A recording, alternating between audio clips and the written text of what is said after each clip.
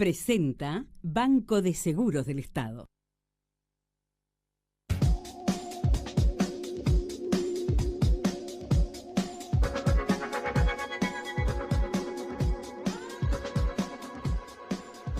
Ya estamos en nuestro espacio de Doble Vía con Arturo Borges para hablarles hoy de aquellos factores que inciden muchas veces en los problemas en el tránsito, factores que tienen que ver muchas veces también con los propios conductores. Arturo, bienvenido.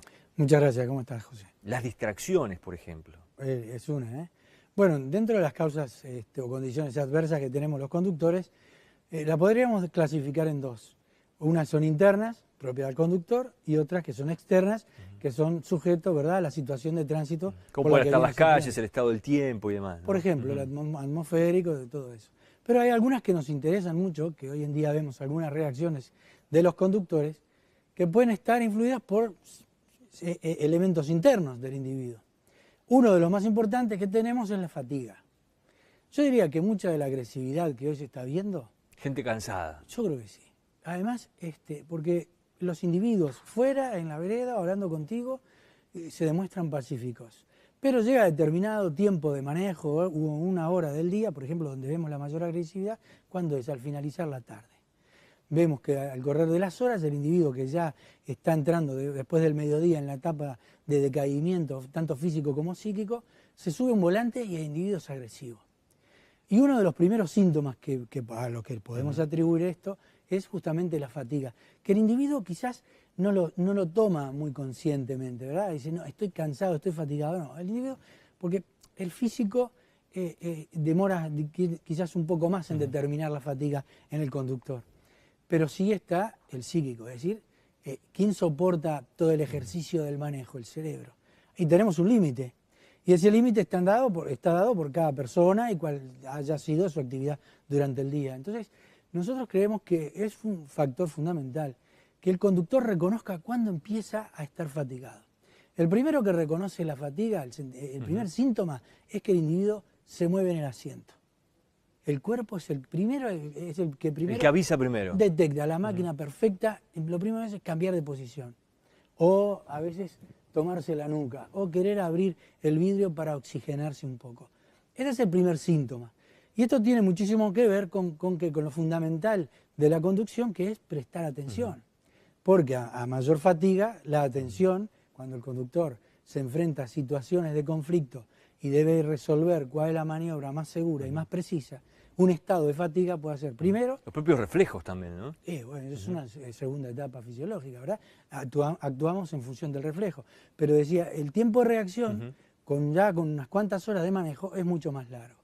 Entonces, además de tener que pensar qué decide y que instintivamente, ¿verdad?, actúen los reflejos para tomar la decisión, ahí se pierden mucho tiempo y puede ser que el individuo tome una decisión que quizás no sea la más correcta. Por lo tanto, antes de Semana Santa, no sé si recordás, que decíamos, después de 2 horas de manejo o 200 kilómetros, detenerse media hora.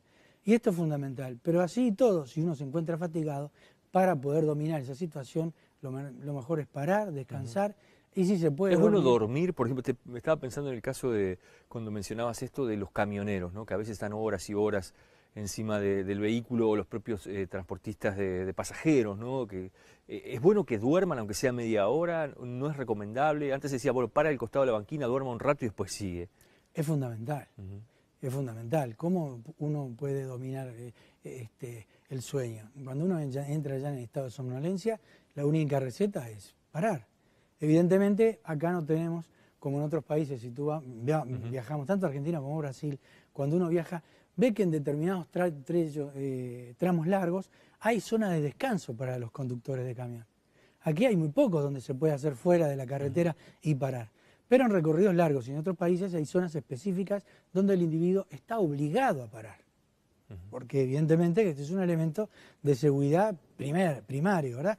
Yo me siento fatigado, empiezo en esa etapa de somnolencia, que es el aviso previo al sueño, a distintas etapas que tenemos, que será para otro programa explicarlo, lo de las distintas etapas hasta que se duerme. Es fundamental parar.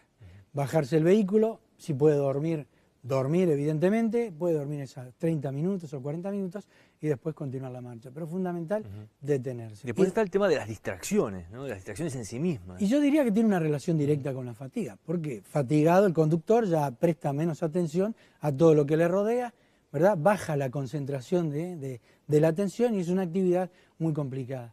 Las distracciones te diría que están asociadas al 80 o al 90% de las causas directas de accidentes. Por eso es que lo asociamos con la fatiga, ¿verdad? Ese perder el control de la situación. Dentro de las distracciones podríamos determinar 2 o 3 tipos fundamentales como causa directa. La primera es una distracción visual, es decir, que el individuo fatigado no pueda prestar atención a alguna señal que se le presenta en el camino, o quizás presta atención o con demasiado tiempo a una que no es relevante para lo que está haciendo y el individuo pierde la noción de lo que tiene delante.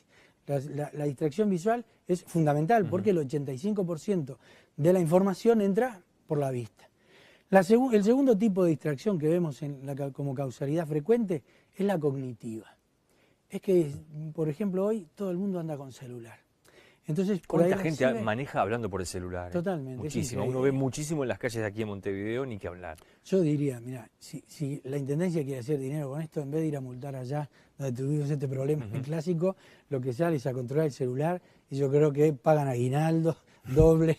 La verdad, pero la gente dobla, he visto gente doblando, totalmente distraída, hablando por celular sin ningún problema. Pero totalmente. Ahora uno piensa, bueno, el cerebro tiene la capacidad de disasociar, ¿verdad? En dos actividades, pero nunca las dos van a estar a tope, es decir, va una en desmedro de la otra.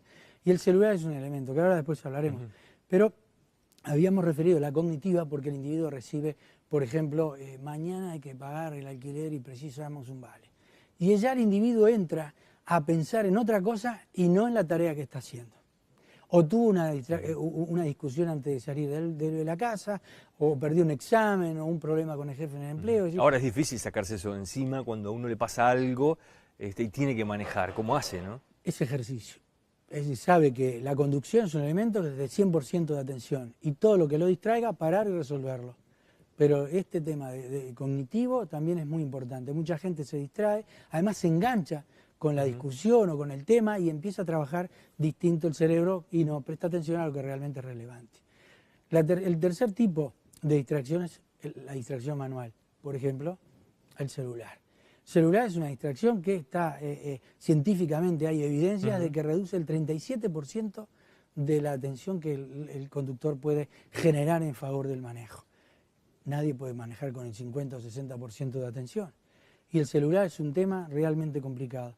Es una herramienta, nosotros no estamos en contra del celular, pero hay que saberla utilizar como eso, como una herramienta, para que en un caso preciso uno se pueda comunicar, pero no utilizarlo como vemos hoy, inclusive en motos, que van enviando mensajes por celular.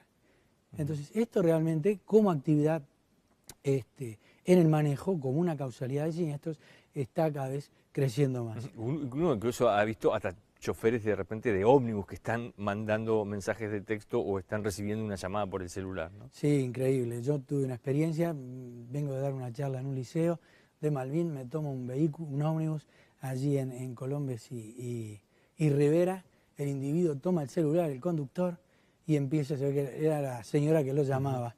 Entonces va circulando, y cuál era el tema, y discutía con el guarda, que iban a hacer una paella para 25 personas, ¿qué tenían que comprar? Ahí está, que comprar, ¿verdad? ¿Qué tal cosa? ¿Sabes cuándo apagó el celular desde allí, desde Malvin? Cuando llegamos al zoológico. Yo no tenía celular para filmarlo, grabarlo, pero yo no podía creer que este individuo, ese fuera el tema, y todo el mundo lo estaba viendo. No solamente eso, sino que la gente que está viendo, que está en esa situación, está pensando, pero este es un conductor profesional. Los chicos que vayan alrededor, la gente joven, dice, bueno, si este que es profesional lo tiene permitido, también lo hacemos nosotros. Hay poca cultura de los uruguayos también de plantear esas cosas directamente, de repente entre todos los pasajeros, decir, no, no puedes hacer esto, no ir y plantearlo. Tampoco estamos muy acostumbrados a ese tipo de cosas, ¿no? Es verdad, pero habría que comenzar a hacerlo, porque evidentemente que aquella persona que te pone en riesgo, que está haciendo algo que pone en riesgo la vida de los demás, hay que llamarle la atención. Arturo, te invito para el próximo programa a hablar de las otras cosas que nos pueden llegar a distraer, que hablamos hoy al comienzo, que tienen que ver muchas veces con el estado de la carretera, con las circunstancias climáticas. Ahí está, es decir, son factores externos como la lluvia, la noche, la niebla, ¿verdad? El pavimento resbaladizo. Esas son otras que el próximo programa vamos a delinear un poquitito más. Cómo manejarse en esas situaciones. Exactamente. Gracias, Arturo. Vamos cerrando por aquí Poder Pensar. Nos reencontramos ya la próxima semana con más temas de actualidad.